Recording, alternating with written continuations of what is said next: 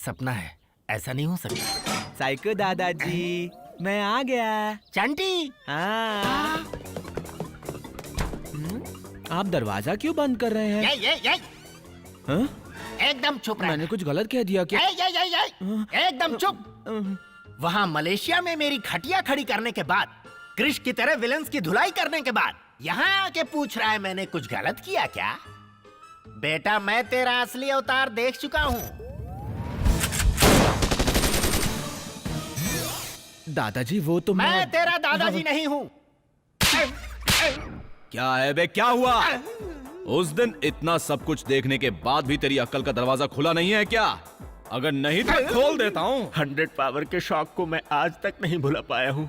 अब भी आप मुझे चैन से क्यों नहीं रहने देना चाहते हो प्रभु? क्योंकि मैंने जिंदगी के कुछ पल तुम्हारे साथ गुजारे हैं। पेंडिंग काम पूरा होने तक अपना मुंह बंद रखना। काम पूरा होने के बाद चुपचाप चला जाऊंगा। और अगर नहीं माना, होलिया बिगाड़ दूंगा। प्यार से मान जाओगे तो चॉकलेट खिलाऊंगा, नहीं मानोगे तो बुलेट खिलाऊंगा। क्या खाना पसंद करोगे? चॉकलेट ही बेटर है। मैं खामोश रहूंगा। तुम जितने दिन भी मेरे साथ रहे, मैं दिन में तारे देखता तुम्हारे रहा। बिहेवियर की वजह से ऐसा करना पड़ा। बिहेवियर की बात कर रहा है। वो गया तेल लेने, मौका मिलते ही बजा देता है। तू आखिर है क्या बे? चलो। मारोगी तो नहीं ना? हाय चैंटी, तुम कब आए? देखो जरा, यही चैंटी है। हाय चंटी। हाय, हाउ आर यू? कैसी हैं? गुड। तुमने इससे वेबकैम पे बात की थी ना, पहचान लिया? बिंदु जी भी तो पहचान गई। साइको जी, चैंटी को यहाँ लेकर क्यों आए? इसकी ट्रीटमेंट मैंने शुरू की थी ना, फिनिश भी तो मुझे ही करनी होगी। फिनिश करोगे? आप भी फिनिश हो जाएंगे। चंटी, कभी हमारे यहाँ भी आओ। आओगे ना? आऊंगा आऊंगा, दादाजी को भी साथ में लेकर आऊंगा। बाय। बाय। बाय। चंटी। लगता है बला चल गई। चंटी। हाय मधु। चंटी चंटी चंटी चंटी। कैसे हो तुम? ठीक हो ना? मैं ठीक हूँ, मैं ठीक हूँ। मैंने तुम्हें कितना मिस किया पता है। लेकिन मुझे कभी नहीं किस किया। How are you? Fine fine fine. I am so happy to see you again. I miss dadaji, you are so you fine? Much. खाओगे? बहुत खाया, पेट भर गया। इसे तुम ही खाओ।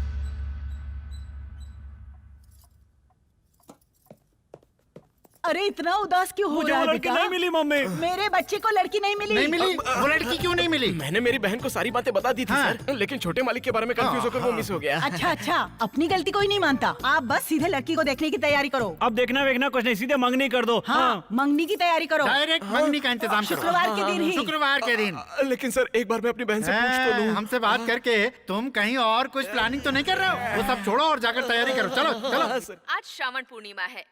बहन अपनी भाई की कलाई में राखी बांधती है।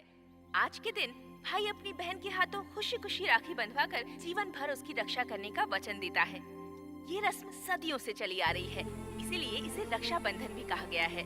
अमीर हो या गरीब, हमारे देश में रक्षाबंधन का त्योहार बड़े प्यार से और धूमधाम से मनाया जाता है।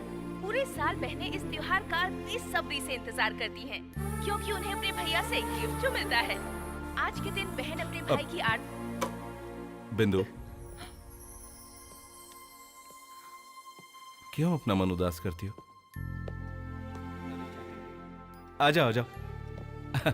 माँ जी, ये चैंटी है। जानती हूँ बेटा, उस दिन इसे देखा था। चैंटी, ये बिंदु की माँ। ये मेरी माँ भी तो है।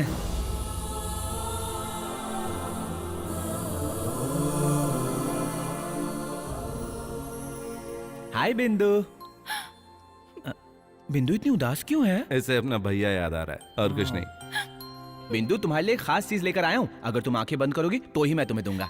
चंटी, मुझे परेशान मत करो। देखो, जितना सोचोगी उतना उदास होगी। जाओ ना बेटा, देखो तो तुम्हारे लिए क्या लाया है। आ जाओ ना। आ जाओ। आंखें बंद करो, आंखें बंद करो ना बिंदु।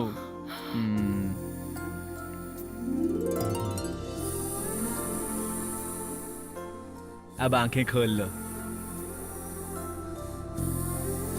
ये राखी मुझे बांध दो। बचपन में ही इसका भैया इस दुनिया से चला गया, तब से ये किसी को राखी नहीं बांधती है। मैं नहीं हूँ क्या? मुझे बांधो ना। अगर तुम बांधोगी तो चॉकलेट दूंगा, नहीं बांधोगी तो मारूंगा। हाँ। ठीक है, बांधती हूँ। ये लो।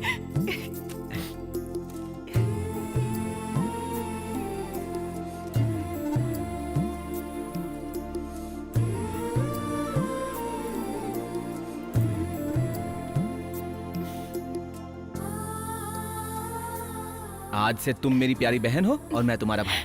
भैया ये लो चॉकलेट। अब खुश हो ना? इतने सालों तक तुमने बहुत सारा दुख झेला, इसलिए तुम्हें एक प्यारा सा भैया मिल गया। हाँ, अब चलो चलो, डॉक्टर का अपॉइंटमेंट का टाइम हो गया। माँ जी आते हैं। ठीक है बेटा। आते हैं चैंटी। बाय भैया। चांटी तुम बैठो, मैं तुम्हारे लिए कुछ लाती हूँ।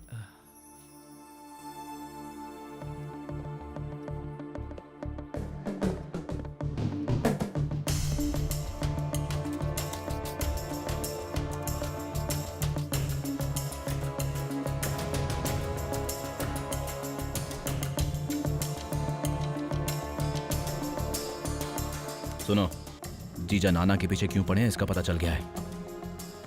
अक्टूबर में हैदराबाद में ब्लास्ट प्लान किया जा रहा है। लाला को सीक्रेट जेल में रखा गया है। ओके।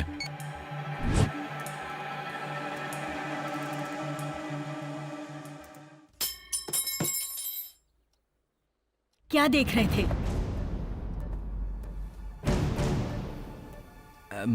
माँ मैं तो कार्टून देख रहा था। तुम झूठ मत बोलो। कौन हो तुम? यहाँ क्यों आए हो? आप क्या कह रही हैं मुझे समझ में नहीं आ रहा है। बस करो, सच सच बताओ, तुम लैपटॉप में क्या देख रहे थे? तुम्हें यहाँ किसने भेजा है? अभी कुछ देर पहले मेरी बेटी ने तुम्हें राखी बांधकर अपना भाई बनाया और मुझे माँ कहा। दिल में कोई पाप लेकर अपनेपन का तुम नाटक कर रहे हो, हमें धोखा देने की कोशिश कर रहे हो। ऐसी बात नहीं है माँ। बताओ, तुम इस घर में क्या करने आए हो? तुम पेशेंट हो या क्रिमिनल हो? बताओ, बताओ। एक मिनट, ए, तुम लोग यहाँ क्यों आए हो? यहाँ आए तो क्या हो गया? जिस बेटे को आपने वर्षों पहले खो दिया था, वो बेटा क्रिमिनल हो सकता है क्या?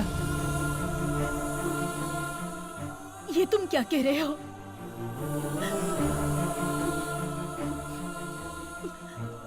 तुम राजा हो, तुमने पहले क्यों नहीं बताया?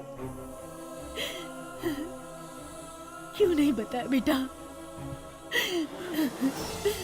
राजा। हाँ माँ, तुम्हारी और बहन की जान बचाने के लिए माँ। बेटा प्यार से मुंह नहीं मोड़ा था माँ, दुश्मनी से डर रहा था। नाना गैंग से मुझे अपना बरसों पुराना बदला चुकाना है माँ। उस दिन मैंने और तुम्हारी बहन ने बोट से पानी में छलांग लगाई थी।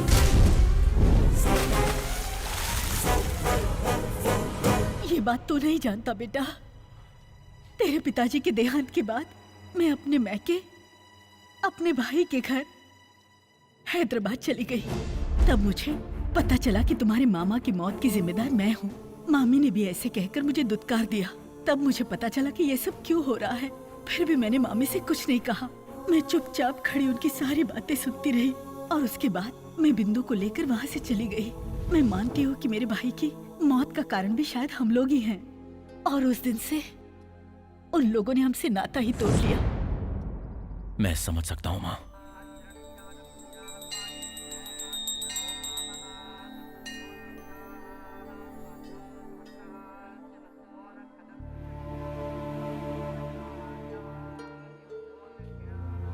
ये मेरा बेटा राजा है। कई वर्षों के बाद मिला है।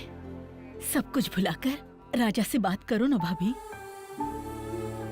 मामी जी, किसी वजह से हमारा परिवार बर्बाद हो गया। पिताजी और मामा जी की मौत के बाद हम बेसहारा हो गए, लेकिन मैं उन दोनों की मौत का बदला लेकर रहूंगा। बताओ ना मामी जी, कौन थे वो लोग? उन लोगों ने ऐसा क्यों किया?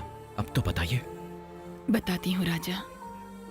अभी तक सच्चाई बताने से डरती थी, लेकिन आज तुम्हें देखकर पता नहीं मुझ में हिम्मत आ गई है। तुम्हारे पिताजी ने कितना रिस्क उठाकर नाना गैंग के खिलाफ इकट्ठा किए सबूतों को पेपर में छपवाने के लिए तुम्हारे मामा जी को दिए थे।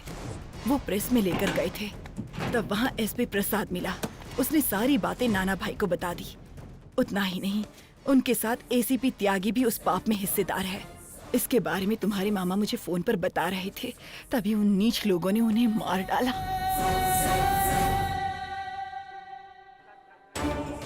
उन शैतानों को उनके पापों की सजा जरूर मिलेगी। चैतन्य प्रसाद त्यागी और नाना चाहे कहीं भी हो, मेरे हाथों मरेंगे।